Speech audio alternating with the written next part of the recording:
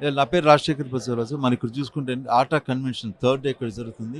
ఇందులో ముఖ్య అతిథిగా తాండూరు ఎమ్మెల్యే మల్లారెడ్డి గారు ఇక్కడికి రావడం జరిగింది. సార్ ఎలా ఫీల్ అవుతున్నారు మన ఆటా కన్వెన్షన్? చాలా ఈ ఆట మహాసభలు అనేది చాలా అద్భుతంగా జరిగినాయి.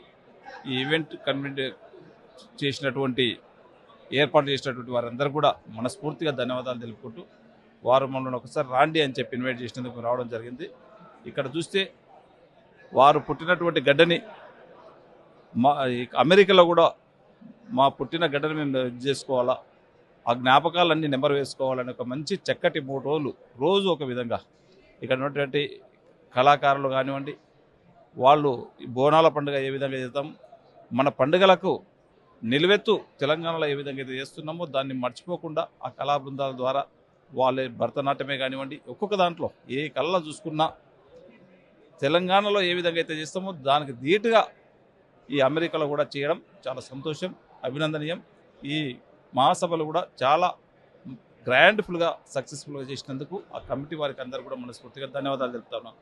అట్లాగే మీరు చూసుకుంటే ఏర్పాట్లు మీకు ఎలా అనిపించింది? ఎందుకంటే భోజనం కానివ్వండి, ఎందుకంటే మీకు తెలంగాణ రుచులని మీరు టేస్ట్ చేశారా?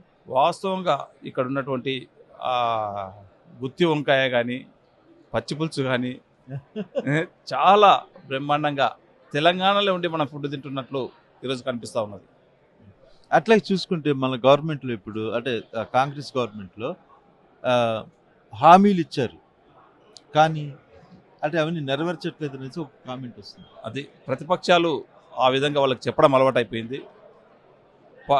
గత గత ప్రభుత్వం చేసినటువంటి 10 సంవత్సరాలు ఆర్థిక వ్యవస్థనంతా చిన్నాభిన్నం చేసి వారికి ఆ రోజు కాంగ్రెస్ ప్రభుత్వం ధనిక రాష్ట్రాన్ని అప్పచెప్తే ఆ 10 సంవత్సరాల నుంచి ధనిక రాష్ట్రం పోయి 8 లక్షల కోట్లు అప్పు చేసిన ఆర్థికంగా ఇంత ఇబ్బంది ఉన్న ఆర్థిక వ్యవస్థను చక్కదిద్దుకుంటూ ఈరోజు సన్నబియ్యం వేయడం. మీకు తెలుసు గత ప్రభుత్వంలో ఉద్యోగాలకు నెల వస్తే ఎప్పుడు వాళ్ళకి శాలరీస్ పడుస్తుందో తెలియదు, ఎప్పుడు మా జీతాలు వస్తాయో అని చెప్పి బిక్కున ఎదురు చూసే రోజులు. మనం ఆ రోజు చెప్పి ఉన్నాం, ఖచ్చితంగా మీరు కాంగ్రెస్ పార్టీని ఆదరించండి, మొట్టమొదటిగా మొదటి తారీఖు నాడే మీ అకౌంట్లో మీ శాలరీస్ పడతాయని చెప్పినాం. అదేవిధంగా అదే కమిట్మెంట్తో ఈరోజు ముందుకు వెళ్తా ఉన్నాం. ఆ రోజు రైతులకు చెప్పినాం తప్పకుండా రుణమాఫీ చేస్తామని చెప్పి 21,000 కోట్ల రూపాయలు రుణమాఫీ చేసుకొని రైతు భరోసా కూడా 9 రోజులలోనే 9,000 కోట్ల రూపాయలు రోజు రైతు భరోసా కూడా ఇవ్వడం. ఒక్కొక్కటి ఈరోజు ఇందిరమ్మ ఇండ్లు ఎక్కడ చూసుకున్నా ప్రతి గ్రామంలో ఆ రోజు చెప్పినాం, ఈ వాళ్ళు డబుల్ బెడ్రూమ్లు ఇస్తామని చెప్పి ఒకటి ఇల్లు ఇచ్చినటువంటి పాపన పోలేరు. నిరుపేదలకు అందరూ కూడా ఇల్లు ఇచ్చే బాధ్యత మేము తీసుకుంటామని చెప్పినాం. 3,500 ఇండ్లు ఇప్పటికే ప్రతి నియోజకవర్గానికి ఇవ్వడం జరిగింది. మళ్ళీ ఈసారి కూడా ఒక 2,000 ఇండ్లు కొత్తగా ఇవ్వడం జరిగింది. తప్పకుండా నిరుపేదలు గుడిసెలు ఉండకుండా చూస్తామని చెప్పినాం. అదేవిధంగా ఈరోజు నడుస్తూ ఉన్నారు తెలంగాణలో. ఒకటైతే ఒక క్వశ్చన్ అండి, మీరు మనకి రియల్ ఎస్టేట్ అంటూ కాంగ్రెస్ గవర్నమెంట్ వచ్చిన తర్వాత చాలా డౌన్ అయిపోయింది.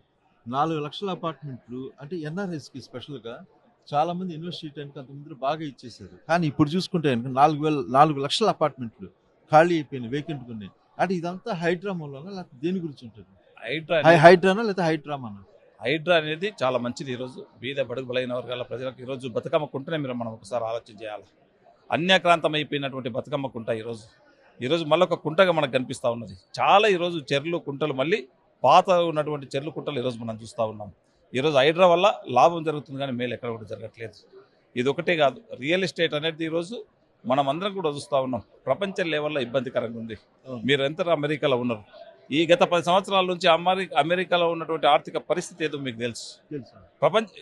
రియల్ ఎస్టేట్ అనేది ప్రపంచ స్థాయిలో ప్రతి స్టేట్లో కానివ్వండి, భారతదేశం అంతటా కూడా కానీ ప్రపంచం అంతటా కూడా ఉన్నది.